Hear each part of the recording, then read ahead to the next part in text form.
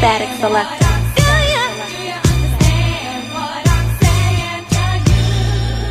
Dig it, F a rap critic. He talk about it while I live it. Talk about it while I live it. While I live it.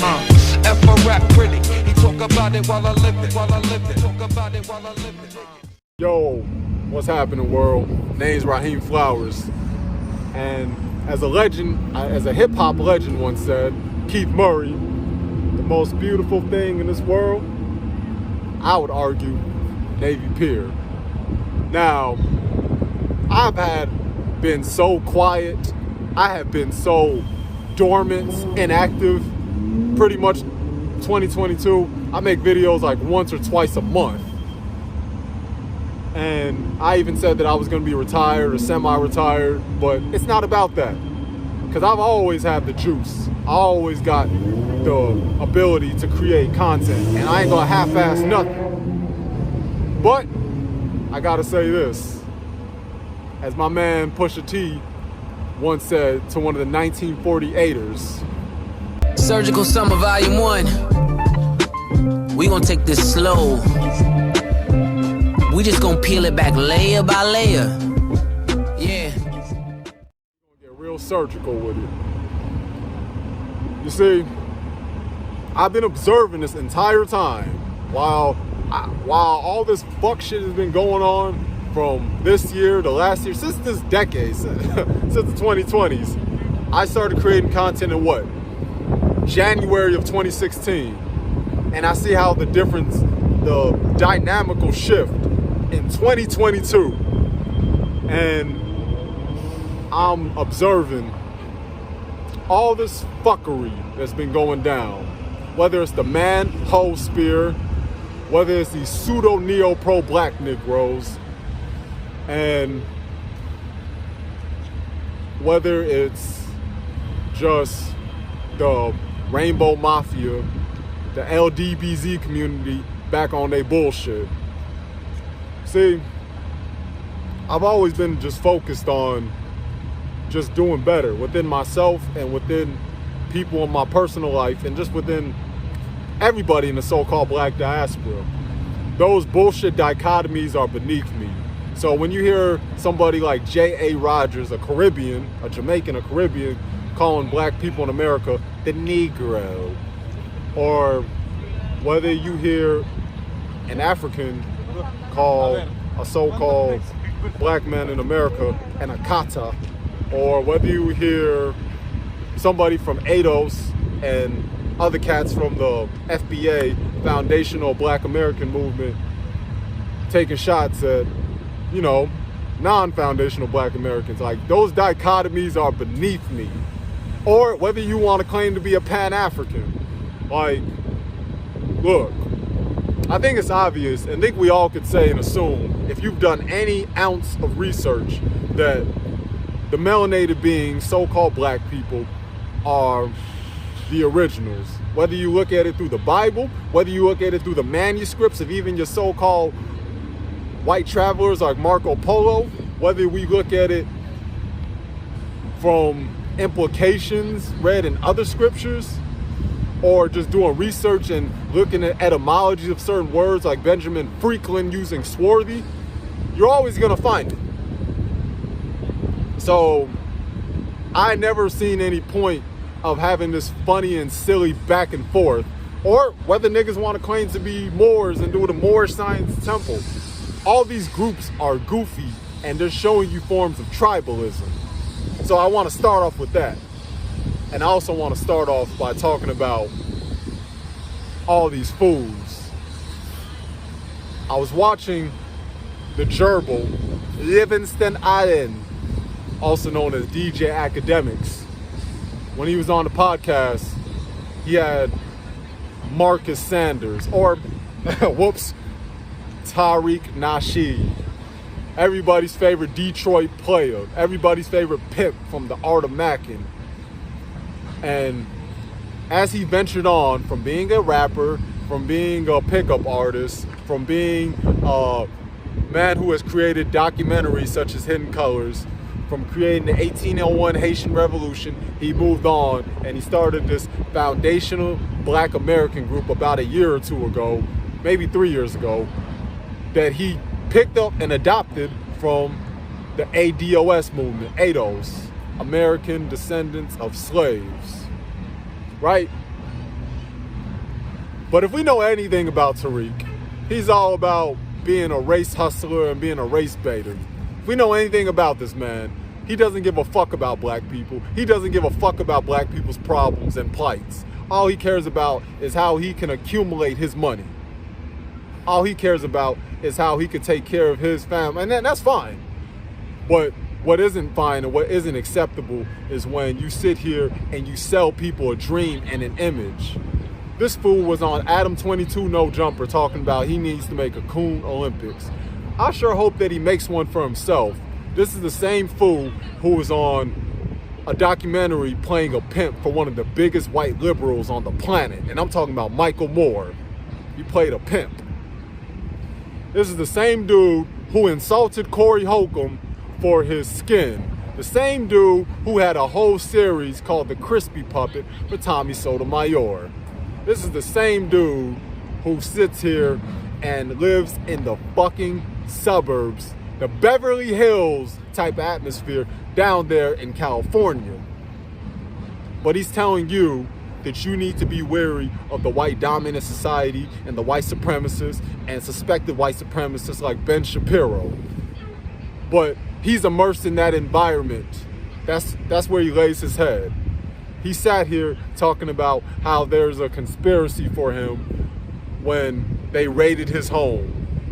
And for whatever reason they raided his home, I can't say with absolute certainty, but you were the same dude who said that you got FBI files on who? Zaza Ali. So you telling people to watch out for white supremacy. You're talking about we need to worry and confront the white dominant society, but you only go after black people. You've been told this shit for years. I ain't saying nothing new, but I want to really have this deeply embedded in your head that you're dealing with a man who's full of shit. This is a man who tries to come up with straw man's arguments when people call him out on his fuck shit.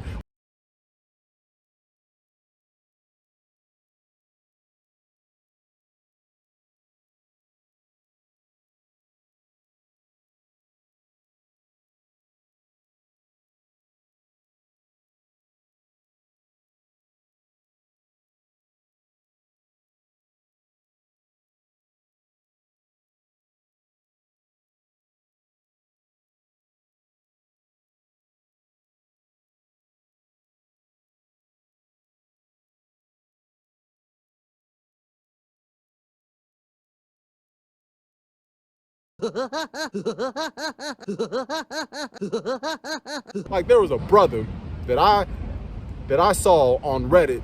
He put up a post with Tariq saying how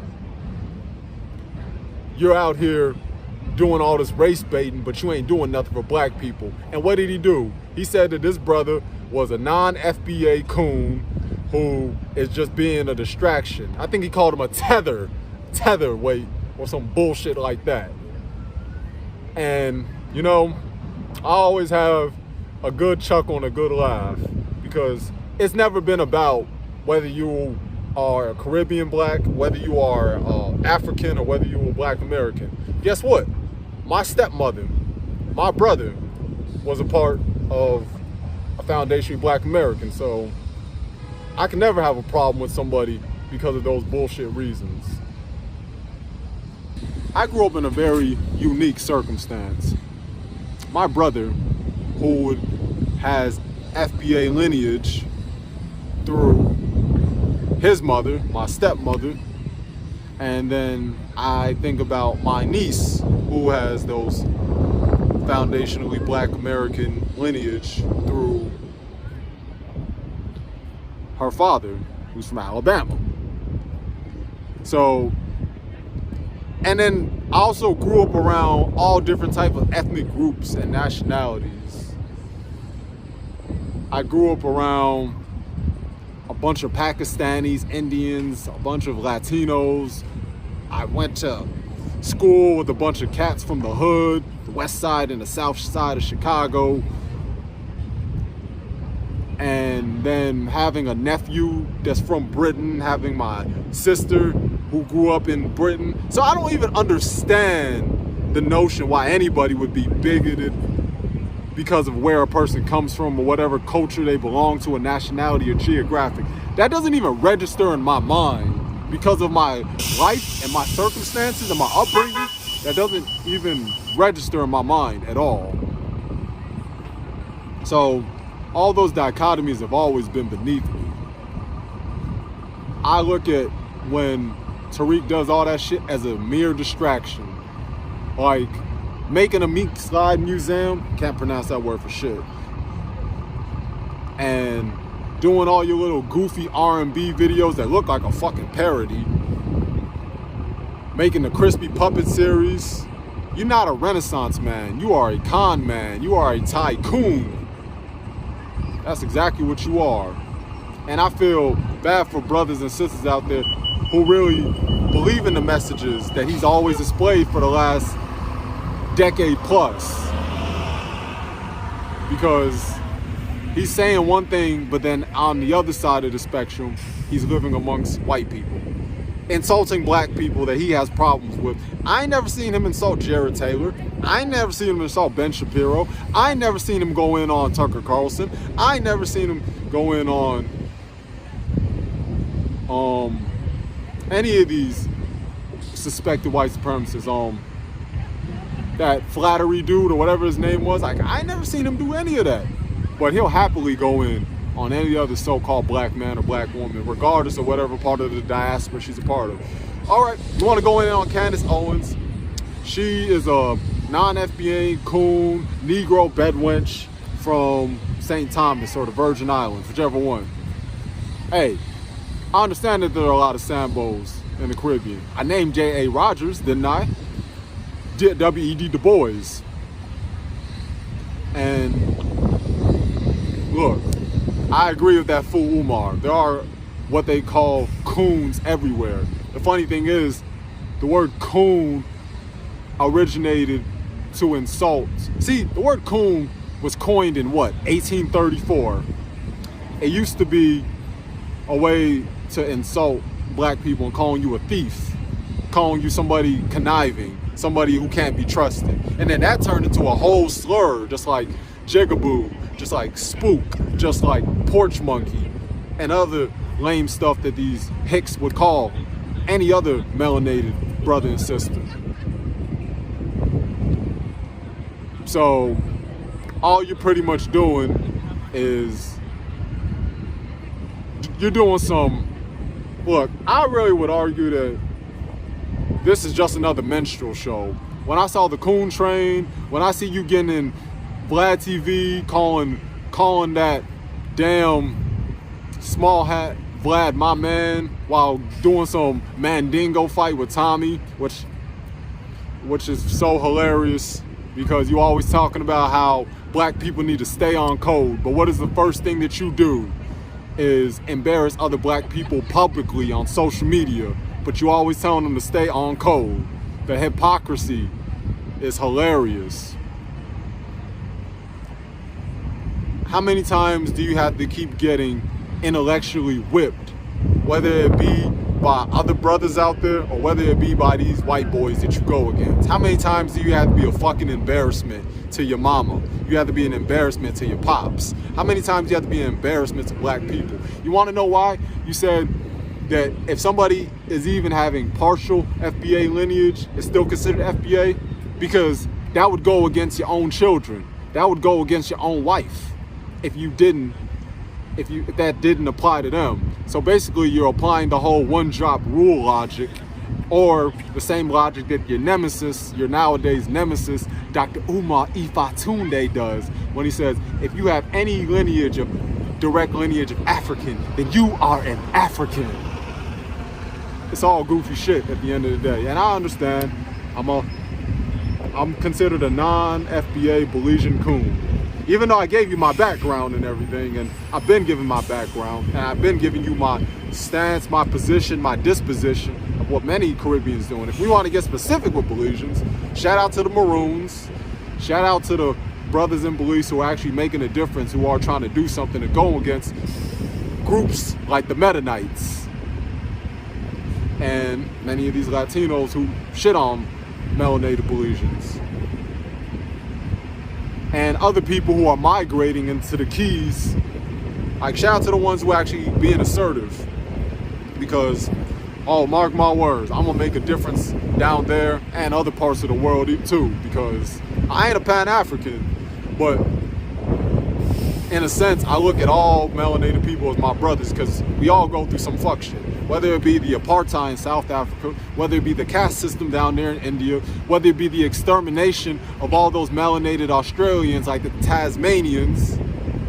So I look at this from a global standpoint, not a national one. But I understand that everything starts in the home. So for all my foundational Black American brothers and sisters out there, who seek reparations, hey, that's a reparation that needs to be done on the ends of foundationally Black Americans, Black men and women. That's not a Caribbean's, that's not an African, that's not a Polynesian's business to get reparations in that regard. Like, Belizeans need to take that up with Queen Elizabeth II, the remnants of Queen Elizabeth II, as well as the Mennonites residing there. The Jamaicans need to deal with the Chinamen and the Indians out there. Or even just throughout Africa, they need to deal with the Chinamen who are taking all that fucking lithium and making all these boys work like 5 cents. This is going to be about 2 or 3 volumes, and this is still the first volume. But back to what I was saying, I got to ask this question, and it's a legitimate question for all the brothers out there who speak on reparations. Even hearing the elder Pharaoh said that talk, and he says, cut the check. What do you intend on doing once you acquire reparations? Let's say that all comes into fruition. And this is not me asking the question sarcastically. This is not me asking the question condescendingly, to patronize, to troll, to be facetious. This is a legit, dead serious question that I'd like to know. And if you don't want to go into full details, you don't have to, but just like write down in the comment section for all my foundationally Black American brothers and sisters who subscribe to me. Like, that's a legitimate question that I'd like to know. But I will say this, there's way too many variables why that would be next to impossible to pan out, especially in this day and age. Number one, you have to consider the fact that we're already dealing with a recession, damn near Great Depression, like in the 1920s, with all this stuff the whole Biden has been doing by shutting, and the rest of these politicians, by shutting down all these jobs, making us do all this quarantining for this global pandemic BS.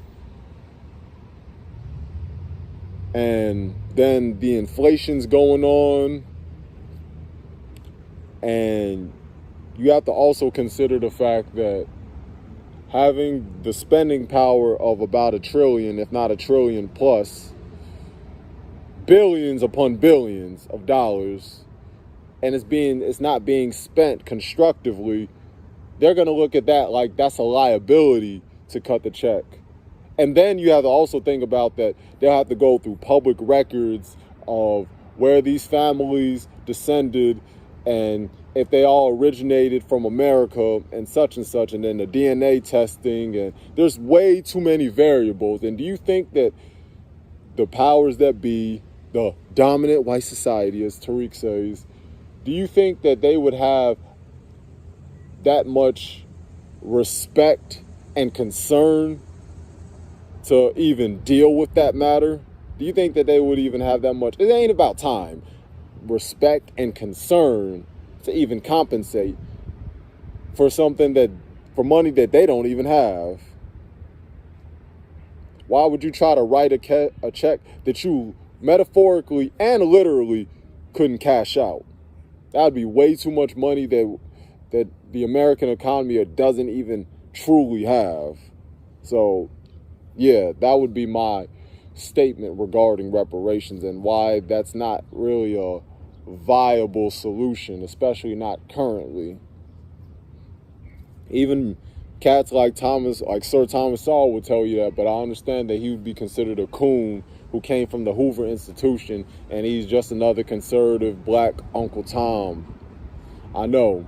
So it's like, it's just too many convenient arguments that get used, too many rebuttals that usually come from a place of what? Emotions. And as one of my favorite YouTubers, Barricade Garage, once said, that ain't nothing but firebending. You're fanning the flames, and you're fueling emotions to get a certain outcome and results. Because, look, the world knows that so-called black people can easily be manipulated, especially the ones in the Western Hemisphere. I always find it hilariously hypocritical when Marcus could call other cats moist, whether it be Myron Gaines from Fresh and Fit, whether it be Jesse Lee Peterson, whether it be Tommy Sotomayor, and I'm not even arguing him, or I'm not arguing Myron Gaines. Let me get to his ass later. See, you were the same dude who talked about visiting another man to meet your ex. I don't care how satirical and sarcastic you want to claim you were being. No straight dude is gonna say no shit like that. If I'm suspect, I'm having conjugal visits with your daddy, ho. Sweet cool ass nigga. Fuck ass. You're the type of dude who likes to be very detailed about how another man looks. You're the same dude who refused to tell Jesse Lee Peterson your age like a bitch. All moist shit right there. When motherfuckers clown you for you constantly licking your lips. Because that doesn't sound very masculine, Marcus. Oh, and to close off the argument with the reparations and the slavery, rice cooking. Anywho, to close off the argument with reparation and slavery, I find it so interesting that you can say that, but then you know that there were so many other parties involved, like the 1948ers. I know that you don't like talking about the 1948 people, but funding for slavery. Other black people in the Western Hemisphere who enslaved other blacks and were their overseers. And not to mention the fact that less than half, far less than half, the percentage of white people actually own slaves. So it becomes too much of a slippery slope type of deal when you're talking about reparation and compensation, because you're going to ask who's going to be doing the compensation, because there were so many other parties involved within slavery.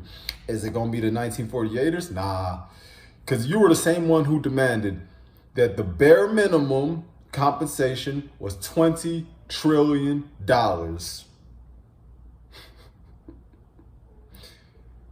government's gonna look at you like, this nigga done lost his mind. You Negroes spend billions of dollars on nothing, on hair care products that aren't sold by foundationally black Americans, usually by the China woman, usually by the Chinamen or the Koreans, or by the Indians, or by the Arabs. You spending money on things like Popeyes and Church's Chickens or Harold's. And, well, no, Harold's is the black business. That's different. And Uncle Ramus.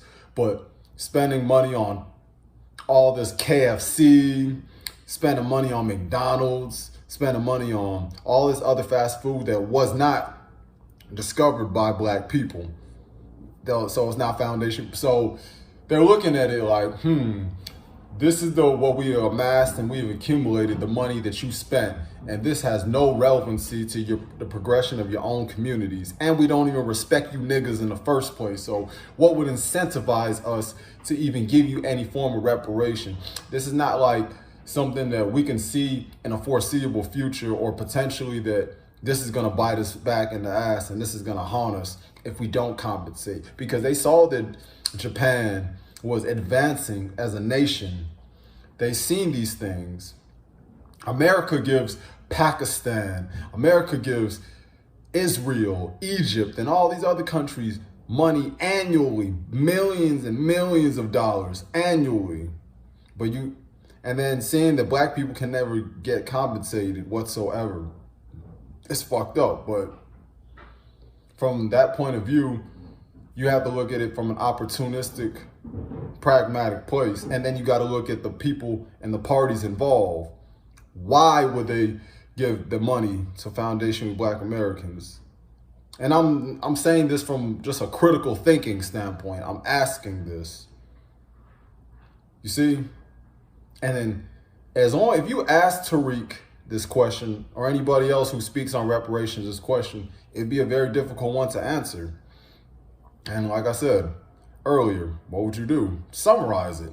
You ain't gotta go into break it down to every detail if you don't want to. Summarize it, because I really would like to know.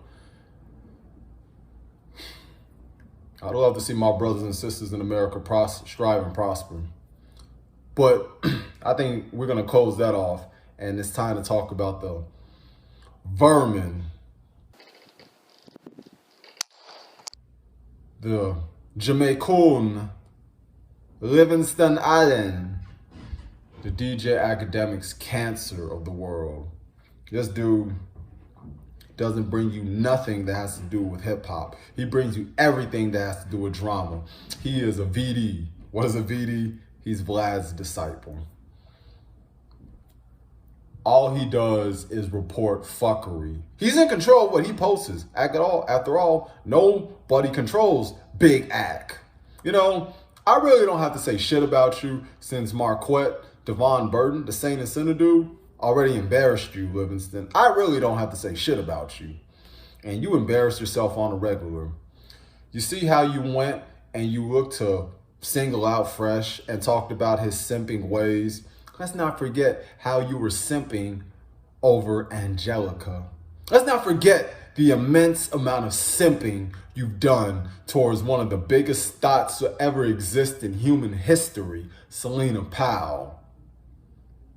Let's not sit here and forget that we belong to a culture that does not condone what is called snitching, but you hang around one of the biggest ones ever on the planet. Rap snitches, telling all their business, sit in the court and be their own star witness. Do you see the perpetrator? Yeah, I'm right here. Fuck around, get the whole label sent up for years. Rap snitches, telling all their business, sit in the court and be their own star witness. Do you see the perpetrator? Yeah, I'm right here. Fuck around, get the whole label sent up for years. Daniel Hernandez, or Tekashi 6ix9ine. So when I see a vermin, a parasite, when I see that fucking gerbil son of a bitch sit here and he does the little deflecting talking points similar to what Tommy used to do when he would address all the things he used to post on his TNN Raw channel. What he does is, what about what these niggas are doing argument, instead of saying, you know what, I did contribute to certain things, and I understand where people's discontent comes from, and I understand why I get the vitriol that I get. Because ever since Vic Mensa checked your ass, you felt like you had to have something to prove. From Freddie Gibbs to Meek Mills to Deezus and Morrow, and to now, in the latest recent events, Marquette Devon Burton. You see, you're such a sucker. You look for your value comes from what you have accomplished through the internet, and not anything in the external world, not the value that you genuinely bring in people's lives. Because all you are, just like your teacher Vlad, you're nothing but an agent of chaos. You're nothing but a bitch ass instigator. You're nothing but the hypocritical simp that you are, talking about a hard-on thought movement, out here talking about Walter or Fresh. And he was simping indeed. Don't get it twisted. But you are in no moral position to talk about another man simping, because you've been doing it. You've been indulging in these thought behaviors. And you say that you're the same person who keeps the same energy everywhere he goes, but you didn't keep the same energy with Vic Mensa when he said that he wanted to slap the shit out of you. You didn't have the same energy with SZA when you saw her on Everyday Struggle. You didn't come with the same energy with any man that you've had problems with or any man that you've criticized. When Soulja Boy got up in your face, you looked like a punk. He punked you. And this is not about being the toughest guy and being the most hardcore nigga and all that. And all, like, no. But as a man, you have to stand your ground. But I know that Livingston Allen would know nothing about that. You kept yourself in the books, like you said on Vlad's interview.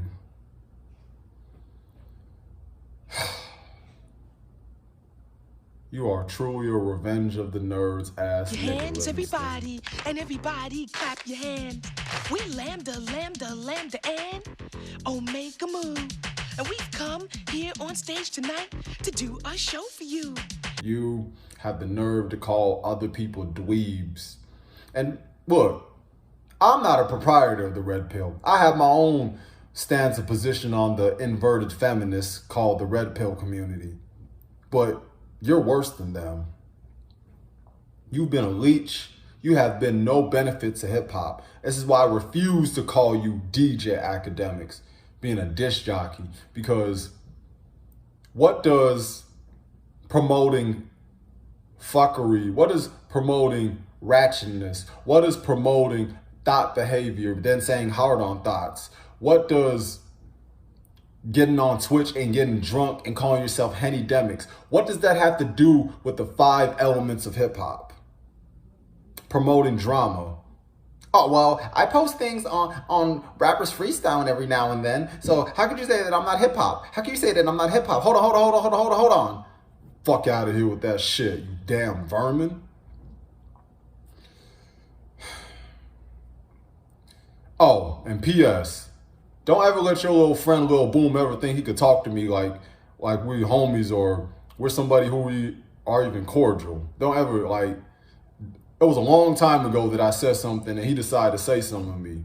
So, forewarning, don't let that little nigga talk to me like that again. Forewarning.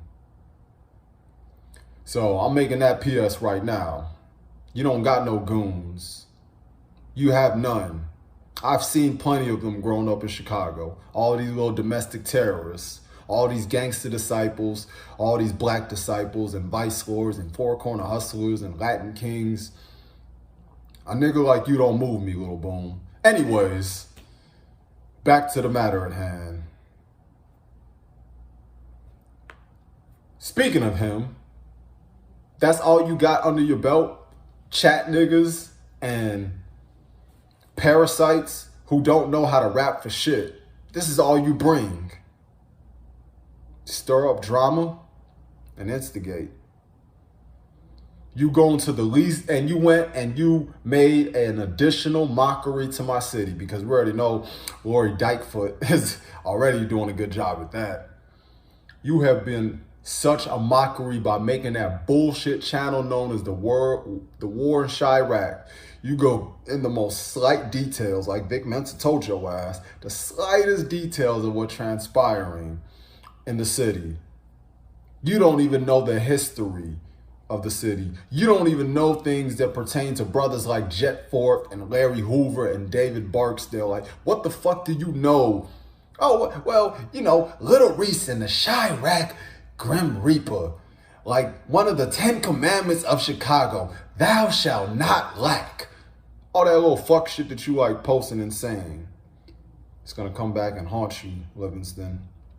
So while you sit on your computer desk, your gaming chair, talking your shit on Twitch and talking about how you big act, knowing that you would never step up to a dude like Marquette Burton, knowing that you would never step up to a dude like me, knowing that you wouldn't even step up to Freddie Gibbs, the one you call Fed Tip, the one you call Fedrick. You wouldn't step up to any of these cats, any of these brothers. But you sitting here talking shit and run your mouth saying that, oh, I'm going to have a one-on-one with Peter Rosenberg. Who cares about that 1948er simp on Hot 97? What point are you making? Like, what are you proving by doing that? You deserve all the bad shit that comes to you, Livingston. Because all you have been in hip-hop was a parasite, an apologist for pedophiles and rapists, and you have brought nothing constructive to the community. Oh, well, I'm pointing out all the things that these rappers do. What, the fact that these rappers are coons like you? What, that these rappers have been fucking selling out since what, the early 90s, the late 80s? Going to Leo Cohen's, going to Def Jam, and sitting here kissing those 1948ers' ass? What you talking about, that shit? Because trust me, you ain't saying nothing new. You ain't exposing anything from a different and unique perspective and angle. All you're doing is pointing out obvious hypocrisies within these rappers as well as you do within yourself. Fuck out of here with that. So, just do the world a favor. You should have never shown your gerbil. You should have never shown your fat ass gerbil face. You should have never shown this annoying ass voice of yours to the world. You should have never, like, really, your mama should have had an abortion with you down there in Jamaica. You know, you should have just stayed down there in Spanish Town where you're from, Livingston. Because, look, nobody in the hip-hop community respects your ass. Nobody in the so-called black diaspora doesn't respect your ass. You came in because, unfortunately, too many people in the world are lovers of chaos. You have all your chat niggas aren't even melanated beings. A lot of them are a bunch of white boys who probably troll around on Call of Duty all day, acting like they fucking hard, and they probably never even seen a pistol or a rifle in their damn life. Those are the type of dudes that you gravitate towards, these little Fortnite niggas. You don't gravitate towards brothers of substance, brothers who are about shit. You don't gravitate towards people who are trying to build things within the community, whether it be within the black community or whether it just be within society at large. You just appeal to the most brain dead idiots, bimbos and thoughts, and lovers and agents of chaos. So you're basically doing the works of the fat fuck Q from World Star Hip Hop. But I can admit that you took it to another level. When he died and he sold off his shit to the 1948ers, you made sure that his legacy lived on within your fuck shit, within your Twitch, within your YouTube account, and every other parasitic thing that you bring the world.